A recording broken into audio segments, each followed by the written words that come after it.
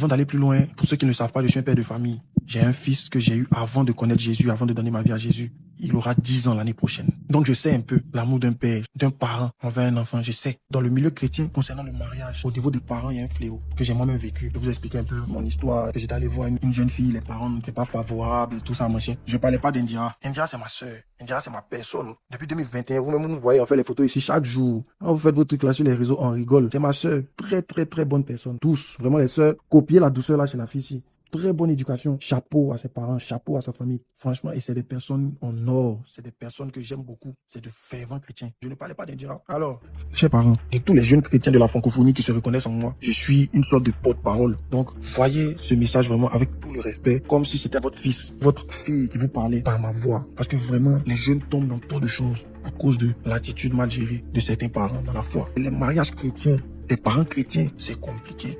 Non pas par méchanceté, non pas par haine, non pas par... Non, c'est par protection excessive. En voulant surprotéger, c'est là que ça date. C'est pas de votre faute. Vous avez aussi du mal. À votre temps, il n'y avait pas beaucoup de choses. Donc vous n'analysez pas les choses comme nous, notre génération. Vous analysez en fonction de votre époque à vous. Donc souvent, c'est un peu compliqué. Ne vous fâchez pas les tatas, les tontons. Donc la première chose, c'est que je vous ai dit que j'ai un enfant, j'ai un fils. Je suis un père. J'aurai peut-être une fille à l'avenir. Si elle est enfant, elle va à l'école, elle va faire ce qu'elle doit faire d'abord. Mais si elle est adulte et qu'il y a un jeune qui foule le pied de ma maison, qui vient s'asseoir dans le salon et qui dit que vraiment, papa, je veux épouser votre fille, ce jeune-là devient automatiquement mon ami. Première raison, ce jeune-là, il a une influence sur ma fille que je n'ai plus. Ça veut dire que quand elle sort, c'est chez lui qu'elle va. Ma fille est dans sa main. C'est grave. Je ne suis pas ami avec lui parce que je l'aime. Lui, j'ai pas besoin de l'aimer. Mais parce que j'aime ma fille. Je suis ami avec lui. Parce que je sais l'attachement qu'il y a entre eux. Parce que pour qu'une fille vienne présenter un homme à ses parents, c'est qu'il y a quelque chose qui est faux. Et cet homme-là, il devient automatiquement mon ami. J'ai pas le choix. Ma fille l'aime. Ah bon? J'ai marié ma fille. Ah, non, vous voulez faire? Alors, il y a de poser les questions. Des questions étranges. Petit,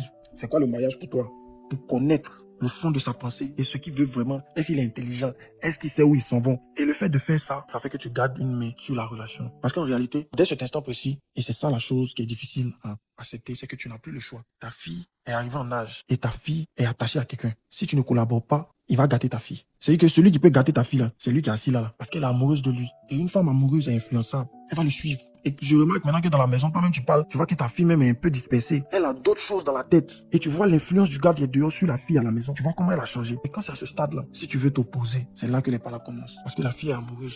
Et c'est de son âge et c'est normal. C'est plus comme avant, tu lui disais, va dans ta chambre, quoi, va dans ta chambre, pleure, c'est fini. Maintenant, là, si tu lui dis, faut pas faire, elle va se cacher pour faire. Elle est adulte, elle va se cacher pour faire, papa. Étant une personne qui a voulu s'engager et honorer des parents, je me suis rendu compte d'une chose, c'est que les parents se sont comportés avec moi comme si j'étais leur rival.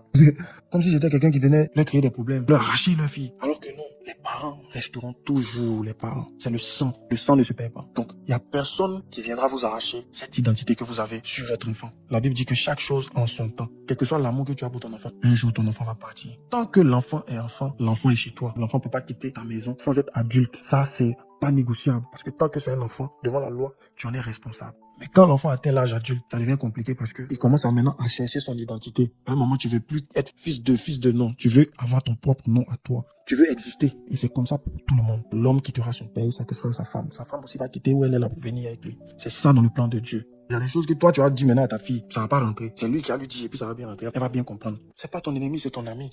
Il y a l'amour du père, de la mère. Il y a l'amour du mari. Le fait d'aimer ton mari ne t'empêche pas d'aimer ton papa et ta maman. Le fait d'aimer ton papa et ta maman ne t'empêche pas d'aimer ton mari. Le problème commence quand il y a un qui veut prendre la place de tout le monde. Soit le papa et la maman veulent prendre la place du mari, soit le mari veut prendre la place du père et de la mère. C'est là le problème commence. Normalement, vous devez collaborer parce que le but, c'est de rendre la fille heureuse. Et la fille a choisi. C'est lui qu'elle veut. Lui aussi, par la grâce de Dieu, c'est un homme sérieux, il veut la marier.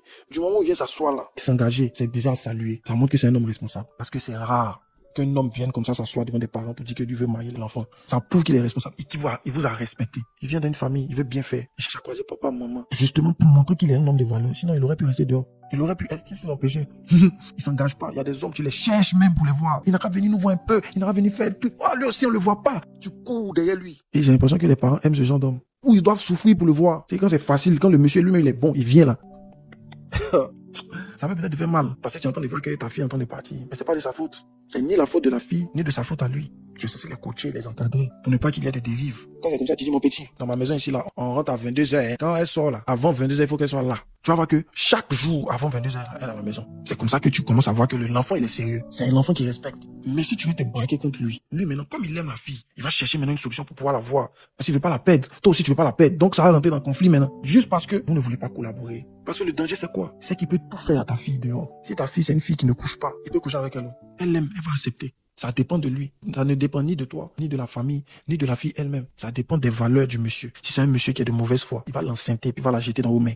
Vous êtes nos tontons, vous êtes nos mamans. Vous pouvez citer vous-même. Il y a des cas comme ça, légion. Si le monsieur ne le fait pas, c'est que c'est quelqu'un de bien. C'est qu'il aime vraiment votre fille. Il ne veut pas gâcher sa vie. C'est que vous êtes trompé à son sujet. Parce que s'il fait, qu'est-ce que vous allez lui faire? Vous pouvez rien faire. Elle est adulte, il est adulte. On peut pas empêcher deux adultes de se croiser. La loi n'interdit pas ça. Sinon, en temps normal, il enceinte une fois. Si la fille a trop peur de vous, montrer la grossesse, elle peut avorter. Donc, vous êtes là comme ça. Et puis, dans votre dos, votre fille avorte une fois, deux fois, trois fois. Du jour au lendemain, la fille ne peut plus faire d'enfant. Parce qu'elle a avorté, elle a enlevé les trompes. Donc, tu es là comme ça et ta fille ne peut plus avoir, tu peux plus avoir de petits-fils. Tu peux plus avoir de... C'est quoi tout ça? Taux de complications. Juste à cause d'un problème de communication, de collaboration. Juste à cause d'un souci de je veux pas perdre mon enfant. Finalement, tu vas la perdre. Tout excès nuit. Un excès de protection. Si tu es possessif, tu vas perdre. Tu peux vouloir la protéger, mais quand tu vois qu'elle insiste, elle insiste. Tu vois qu'elle n'arrive même pas à t'obéir comme avant. Il faut comprendre qu'il a une emprise sur elle. La Bible dit, femme, tes désirs se porteront vers ton mari et il dominera sur toi. À un moment donné, la fille voit en l'homme là, son mari là. Il a une emprise sur elle. Sans forcer. Vous allez parler, il va venir, il va lui dire deux mots. Elle va oublier tout ce que vous avez dit. Il la connaît, ils se connaissent, ils s'aiment. Surtout quand l'amour est fort entre eux.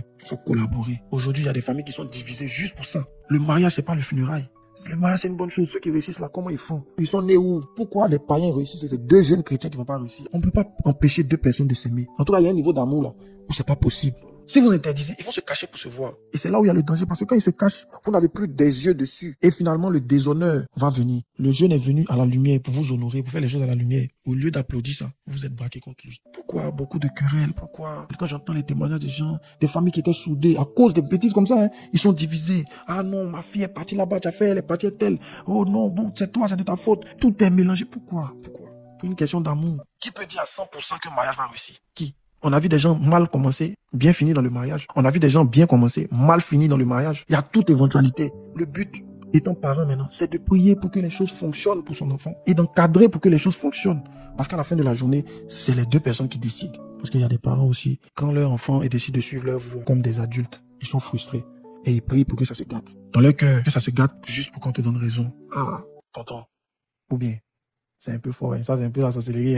Ne soyez pas des prophètes de malheur. Comme je dis là, moi j'ai un fils. Si demain il me dit qu'il veut marier une soeur, une fille bouddhiste, j'ai dit que mon petit, voilà une chrétienne qui est là. Je lui parle, il dit qu'il veut marier la bouddhiste. Ah, peut-être qu'il va convertir la bouddhiste là. Parce qu'il ne peut pas choisir à sa place. Peu importe l'amour qu'on a pour quelqu'un, il y a des choix qui leur reviennent personnellement. Tes enfants, s'ils ne veulent pas donner leur vie à Jésus, ils ne vont pas le faire. Tu les aimes, mais tu ne peux pas prendre cette décision à leur place. C'est pareil pour le mariage. La décision du mariage, c'est en deux personnes. Au commencement, il y avait Adam et Ève. Il y avait personne d'autre. C'est Dieu qui était leur témoin. C'est comme ça le mariage, c'est deux personnes. C'est un couple. C'est pas un trio. C'est pas un groupe.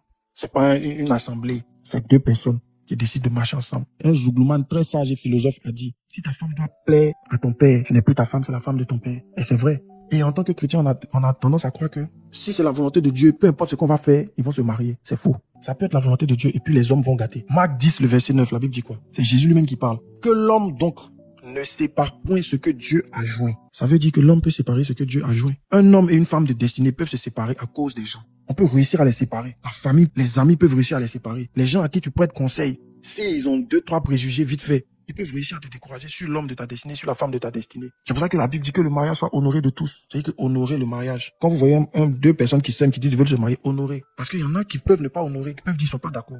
Si les deux personnes ne peuvent pas aller sans l'accord de cette personne qui n'est pas d'accord, ils vont se séparer. Mais ça ne veut pas dire que c'était pas le plan de Dieu. Maintenant, la personne qui aura causé cette séparation va récolter ce qu'elle aura semé. Parce qu'on ne lutte pas contre la volonté de Dieu. Je ne sais pas s'il y a une personne qui sait ce que son enfant est appelé à être. C'est Dieu qui sait. Le problème, c'est qu'on veut prendre souvent la place de Dieu dans les choses. Et on est en train de combattre Dieu. Et quand tu luttes contre Dieu, ça se sent. Il y a la tristesse, vous ne vous parlez pas, il y a la blessure. En fait, ça donne jamais quelque chose de bon. Mais est-ce que tu estimes que ton fils doit se marier parce qu'il aime, il est heureux avec une personne ou pour te faire plaisir? Les goûts et les couleurs ne se discutent pas, tonton. Toi, tu peux aimer si lui, il aime ça. Et comment ça se termine, ce genre de choses? Comme vous avez gâté. D'autres maintenant commencent à faire des propositions. Ah, mais voilà tel. Pour pouvoir se rattraper, la maman peut peut-être aller chercher quelqu'un là-bas. Tu vois, ah, mon fils, faut faire comme ça. Faut faire comme ça, ma fille là, tu vois, elle est bien. Elle est bien. Ça, c'est pas un mariage. Ça, c'est un arrangement. Ça n'a rien à voir avec quelqu'un qui est venu à son cœur pour venir dire que toi, ma petite, tu es la femme avec qui je vais me réveiller chaque matin jusqu'à ce que je meure.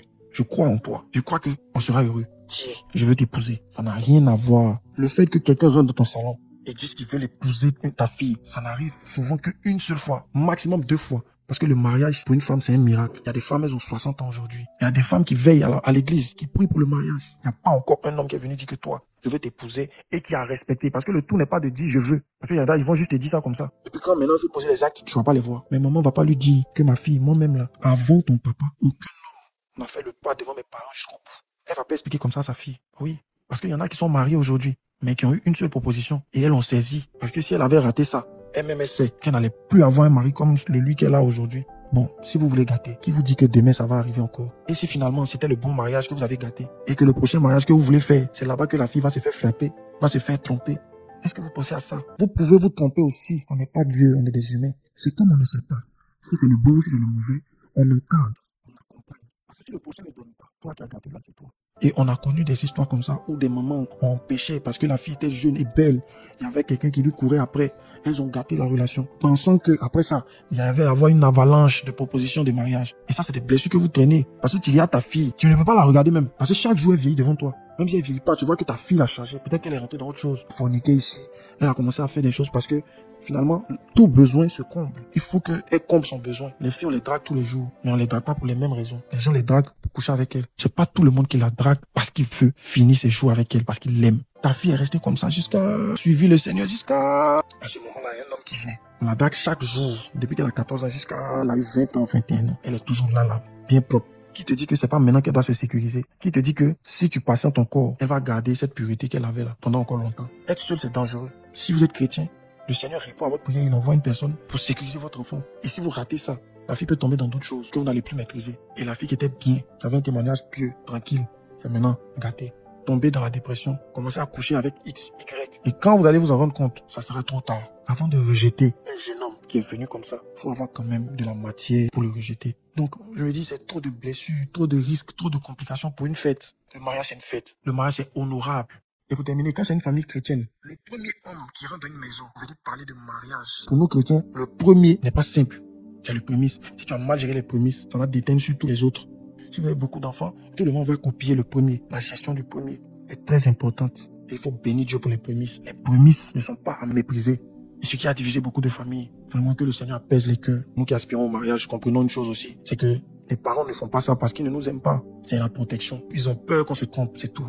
C'est la peur. Les parents nous aiment beaucoup. Et comme ils nous aiment beaucoup, ils calculent pas tout ce que nous on est en train de dire là. Mais on fait d'abord pour les parents, les honore d'abord. On leur donne leur honneur, on leur donne leur respect. Il faut toujours écouter les conseils que les parents nous donnent. Ça nous permet de mieux ajuster les choses. Parce que le conseil de ton parent peut te sauver la vie. Parce que s'il y a des personnes qui vous aiment, c'est vos parents. Un homme peut te laisser, mais tes parents sont tes parents. Et à vous aussi, les sœurs qui voulaient rentrer dans le mariage. C'est pas tout, on explique à sa maman. Quand toi, tu es en train de rêver, faire des projets là, elle se rappelle de comment il a créé sur ma fille en 1900. Est-ce que lui là, c'est normal, vous ne faut pas aussi là en vouloir. Voilà. Mais si à la fin de la journée, il y a toujours ce désir là qui est fort dans votre cœur, trouver la sagesse pour assumer ça, pour leur expliquer ça, de tout donner pour que ça réussisse, pour que justement ils soient fiers de vous à la fin. Merci à tous les commandos de Jésus. Ils priaient beaucoup pour moi. Nous qui sommes exposés, notre mariage est beaucoup combattu. Parce que le diable sait la stabilité qui est dedans. Il sait que s'il y a cette stabilité, il est foutu. Il est mort. Donc il fait tout pour boycotter, pour gâter. Voilà les amis, j'espère que vous allez bien. Vous avez regardé la vidéo. C'était K.S. Bloom qui a donné des leçons à certains parents, amener certains parents à comprendre la mentalité, à rentrer dans la mentalité de leur enfant.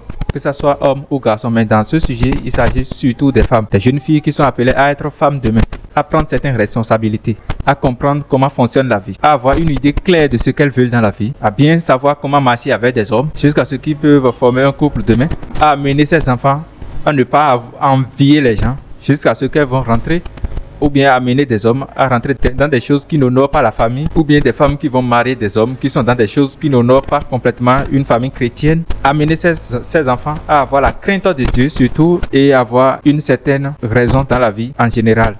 C'est très important. J'ai beaucoup aimé la vidéo, chers amis, et je pense que vous aussi vous avez aimé. Dites dans les commentaires ce que vous en pensez. Et surtout, n'oubliez pas de liker la vidéo, de vous abonner et d'activer également la cloche de notification pour ne pas manquer une autre publication. Ciao.